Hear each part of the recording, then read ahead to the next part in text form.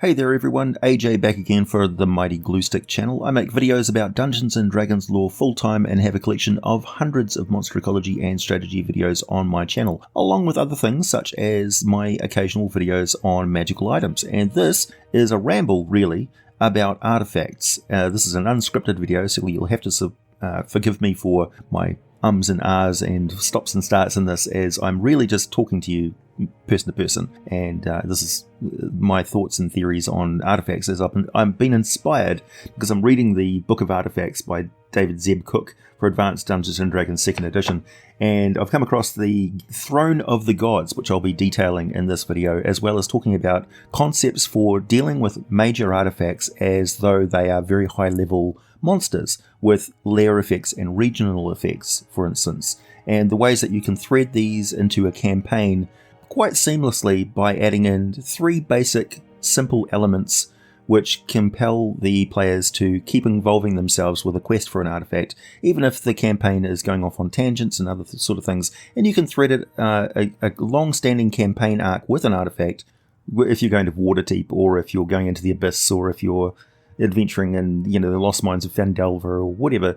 You can include these elements for artifacts in the campaign world, because really they are included in the lore of Dungeons & Dragons and the world and things like that. And no matter what adventure you're doing, these artifacts are going to be in the popular culture, the mind of the people, and clues and hints to them are going to pop up all the time in treasure hoards, ancient artifacts that you find in dragons' hoards and in lost libraries and things like that. You may pick up books in a wizard or a lich's lair, which is detailing information about these artifacts, which may spark the player's interests or not. And these things may pop up again and again, and basically put them on the menu of things that the players can go and pursue.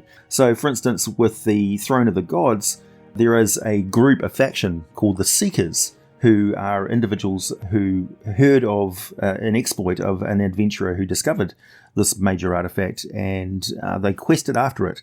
And they can quite often have their own hopes and dreams and aspirations, but as a group, they collect information on this Throne of the Gods. So I'll read you the entire entry from the Throne of the Gods in the Book of Artifacts here. When the gods created the multiverse, they needed a way to communicate with mortals on the many planes, so they merged their powers and created the throne. The wondrous chair exists on all planes simultaneously, so there's absolutely no reason canonically why it can't be on the world that your adventure is taking place, even if it's your own homebrew world. It can be used by any god.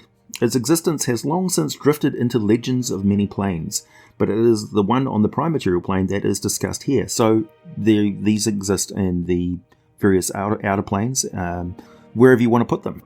On occasion, an individual strives to preserve and protect the god's throne, but over the years, most of them have banded together into a small fanatical cult called the Seekers. It is their quest for the throne. The Seekers have dispatched emissaries throughout the lands seeking signs of the artifact in ancient religious texts. Many of these tomes describe a divine throne located at the center of a mighty mountain.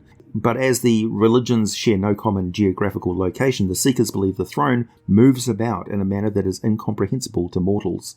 On rare occasions, mortals have found the throne, and Randall the Bold was one of them. In a mountain reputed to hold great treasure, Randall's party fought many battles in twisting tunnels for many months. Randall was the only one to find the throne, but he was tired, bleeding from many wounds, and oblivious to his surroundings. He rested upon the throne, unaware of its true nature, wondering how he might be strong enough to escape, when he was engulfed in a bright blue glow. Randall leapt from the seat and watched in amazement as his arms, chest, and legs expanded with bulging muscles. Not understanding what had transpired, Randall fled the room and escaped the mountain. Years later, the Seekers heard of Randall's exploit and sent Zatar, the mage, to question him about it. Although the Seekers normally collected information about the throne to prevent power-hungry despots from finding it, Randall's tale sparked a flash of greed within Zatar. He was overwhelmed by an unlimited magical abilities that might be his. Secretly, Zatar put together an expedition, and after many long months of searching and many great perils, Zatar and his company found the throne. Greedily, he approached it, climbed upon the great mighty seat, and sat there, running his hands over the treasures that protruded from the ivory and gold mosaics. Suddenly, an eerie blue glow radiated from the throne, engulfing the mage and blinding his companions. When the light receded, the party found a crumpled, whimpering figure on the throne. Zatar, now a babbling idiot, attacked his companions, who killed him in self-defense and quickly departed. So it's an ornate chair large enough to seat a storm giant. Scintillating gems and mosaics adorn its arms, backs, and legs. The throne itself protrudes from the rear of a 100-yard diameter cavern and sits upon a floor of billowing clouds. In campaign use, the Throne of the Gods is an artifact designed for high-level parties. While the character can sit on the throne, the trick lies in deciding basically how the artifact reacts, because it's in direct communication with gods. And if and when a character sits upon the throne, the DM should instruct the player to declare what his character is thinking. The PC's response determines the invoked power or subsequent curse. One possible adventuring might find the party in a dying village approached by an elderly shaman. They are told of a mighty wizard who destroyed their holy idol. Ever since its destruction, the village has been slowly wasting away. This is kind of like the plot to the second Indiana Jones movie, The Temple of Doom. Unable to face the rigours of the journey himself, the shaman gives the PCs an idol. He tells the player characters that they must seek a mighty throne that lies deep within a nearby mountain, sit upon the chair while staring at the picture and thinking only of the idol. The shaman warns the party that thinking of anything else will unleash the fury of the gods upon them. Finding the chamber within the throne lies is a stuff for excellent adventure in itself, and it can be a long-standing plot thread that goes through your other adventures that you're running at the same time. But always there will be clues interspersed in the adventure pointing back towards the throne in this quest. Finding the chamber and going through the land to find it, but the addition of powerful band of seekers that learn about the player character's interest in the throne and their zealous attempts to prevent the party from achieving its goal will spice up the scenario nicely. Having these seekers continually being a thorn in the side of the player characters is quite interesting. And also factions that are interested in finding the throne for their own purposes, so they'll actually pay and support, become patrons of the adventurers, all the while planning on usurping and rushing in and making use of the throne when the player characters eventually find it. So the powers of the throne. So there's an anti-magic shell that radiates from the base of the throne and fills the entire chamber, but only the throne is unaffected, so all other magical items and spells just won't work. When invoked, a character sitting upon the throne with a clear, concise desire in mind has an 85% chance that the throne will fulfill the quest within certain bounds. The throne reads the character's desire and responds to it within one round. A single prime attribute score can be raised up to 3 points, to not exceed 20 points if a player character requests this. The player must speak in character, so they can't say, I want my strength score to improve. Rather, they must say, I'm wanting to fight with the endurance of a giant, increasing their constitution, or I want to be as strong as a giant, increasing their strength. Similarly, experience levels can be raised to within 1 point of the next level, but the request should centre on the character desiring to be better in their class. This is problematic. Back in the old days of Dungeons & Dragons, player characters could be different levels of experience.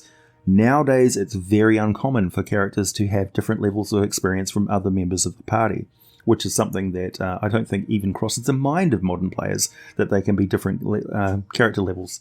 But there you go, that was what it was back in the past. A magic item may also be granted to a character who is sitting on the throne. Player characters requesting any item with variable bonuses receive a +1 magical version of the item. Others who desire a more potent version of an item they already possess will add a +1 to it, to a maximum of +3.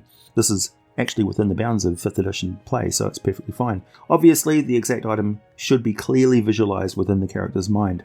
If by any chance they fail their chance of 85% of it being granted, the gods are offended, where mere mortals use the throne of the gods, and they basically give no reasons why the gods would be offended, they just are. If the request is not granted, the gods will be displeased for some unknown reason. The character will suffer instead, determined randomly, either a -1 cursed item, -1 to all of their primary attributes for their character class, or they'll be teleported 10 miles away in a fairly random direction, but land safely. Any character daring to use the throne for a second time immediately incurs the wrath that matches their folly, listed below. Those foolish enough to attempt a third try instantly find themselves alone in the face of battle with a random god on its home plane of existence, so essentially a brutal death. A character desiring godlike powers has all of their prime attributes reduced by 2.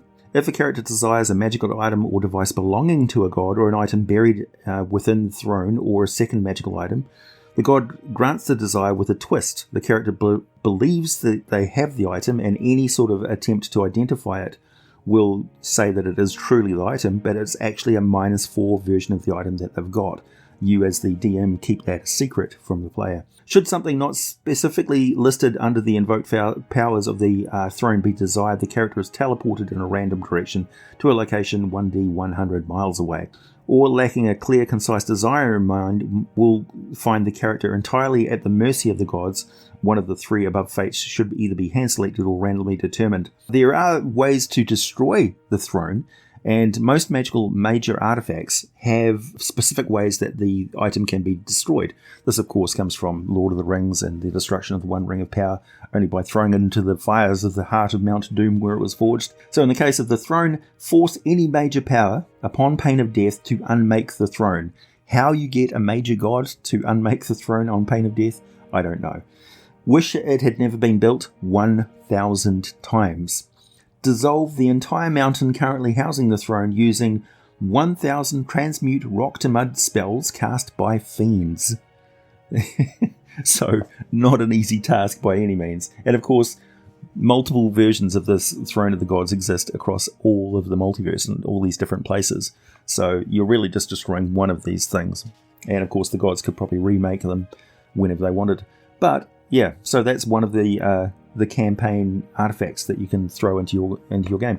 So basically, the regional effects of an artifact, if you consider the game theory of the weave of magic being a pervading energy flow, kind of like feng shui, where the weave is keeping everything in order, making sure that when a spellcaster draws energy in a specific location, it is compensated by being drawn equally over a wide area.